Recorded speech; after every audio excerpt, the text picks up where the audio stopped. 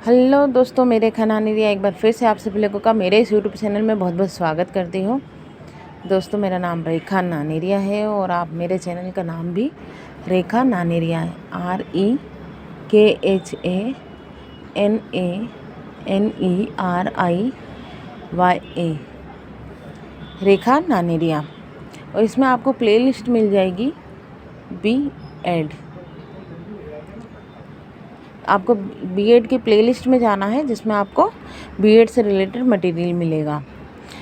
दोस्तों, हम 4 question discuss कर चुके हैं। ये हमारा 5th क्वेश्चन है और ये 5th क्वेश्चन हम डिस्कस करते हैं। चलिए स्टार्ट करते हैं। समाज में लिंग भूमिका हेतु जाति के कार्य लिखिए। समाज में लिंग भूमिका हेतु जाति के कार्य लिखना है। ठीक है। अब सबसे पहले मैं कैमरा सेट कर लूँ। हो गया? ठीक है। अब समाज में लिंग भूमिका है तो जाति का कार्य लिखना है। ठीक है। या इसी क्वेश्चन को हम किस तरह से बोल सकते हैं, समाज में लिंग भूमिका के सशक्तिकरण के साधन के रूप में जाति के कार्य। भाई, जाति के कारण हम क्या कर रहे हैं, लिंग भूमिका को सशक्तिकरण बना रहे हैं, मतलब स्ट्रॉन्ग बना रहे हैं। ठीक है। तो सबसे पहले क्वेश्चन में क्या है, समाज में लिंग भूमिका।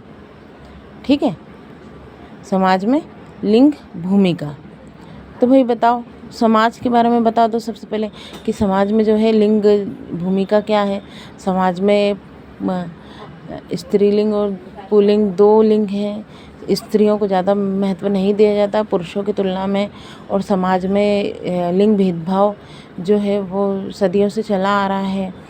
और समानतापूर्ण व्यवहार नहीं किया जाता है। शिक्षा में समान अवसर नहीं दिए जाते समाज में।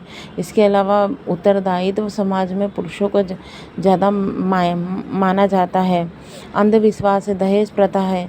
तो ये सारी चीज़ें हम इसमें लिख सकते हैं। फिर बात करते हैं, जाति की बात हो रही है तो जो जाति होती है वो उच्च जाति और निम्न जाति 2 तरह के लोग होते हैं।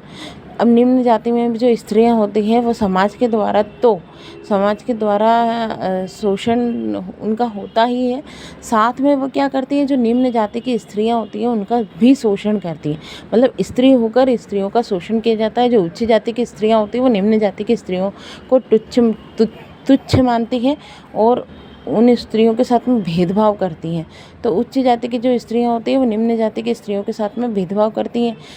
आर्थिक रूप से भेदभाव होता है। भाई, कहीं पानी भरने जा रहे हैं तो उच्च जाति की स्त्रियां निम्न जाति की स्त्रियों को महत्व नहीं देती हैं, पानी नहीं भरने दिया जाता। आज भी हम अगर गांव में स्थिति देखें तो बहुत ज़्यादा दयनीय है निम्न जाति की स्त्रियों की।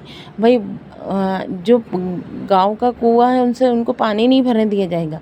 100 किलोमीटर दूर कोई तालाब होगा, वहाँ से उनको पानी भर के लाना पड़ता है।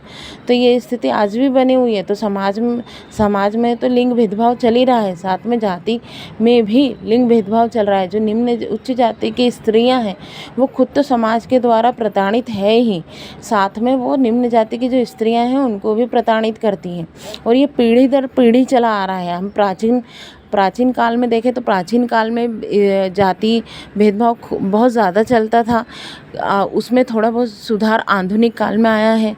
और अगर हम आज के समय में देखें तो और भी ज़्यादा बदलाव आए हैं।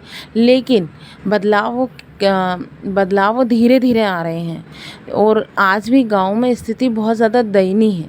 तो ये जो चीज़ है ये पीढ़ी दर पीढ़ी चली आ रही है। तो सबसे पहले क्या करें, इसका समाधान कैसे होगा? समाधान कैसे होगा? सबसे पहले तो शिक्षित किया जाए सभी को, है ना। अगर उच्च जाति निम्न जाति सभी तरह के लोग अगर शिक्षित रहेंगे, नौकरी में समान अवसर रहेगा, शिक्षित रहेंगे तो शिक्षा जो होती है वो जो बंद दरवाजा होता है उसको खोलती है। तो चाहे वो दिमाग का हो चाहे करियर का हो। तो सबसे पहले शिक्षित किया जाए, फिर भेदभाव समाप्त किया जाए, ऐसे कानून लाए जाए, है ना। जागरूकता फैलाई जाए लोगों के बीच में कि भाई ऐसा मतलब घड़े को अगर हाथ भी लगा लेगी निम्न स्त्री की जातियाँ तो वो घड़ा छूने योग्य नहीं रहता उच्च जाति की स्त्रियों के लिए। तो इस तरह की जो धारणाएं बना के रखी हैं उसके प्रति उनको जागरूक कराना बहुत ज़्यादा ज़रूरी है। इसके अलावा आरक्षण जो हमारे भीमराव अंबेडकर जी ने संविधान में जो किया है, ये बहुत सारे लोगों को ऐसा लगता है कि आरक्षण बुरा है।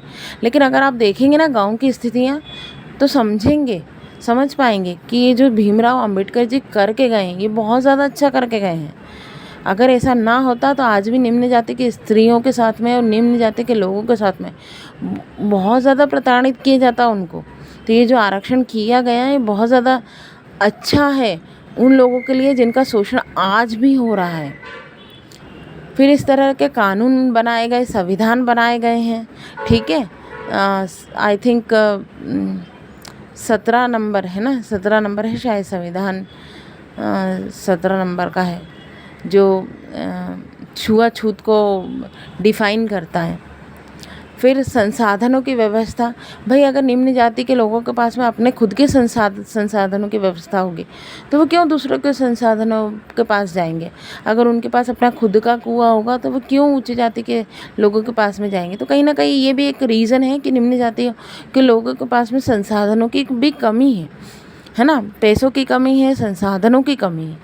तो उसके लिए ज़रूरी है कि शिक्षित किया जाए, भेदभाव मिटाया जाए, जागरूकता फैलाई जाए, आरक्षण को बढ़ावा दिया जाए, कानून बदले जाए, इसके अलावा संसाधनों की व्यवस्था गवर्नमेंट के द्वारा की जाए।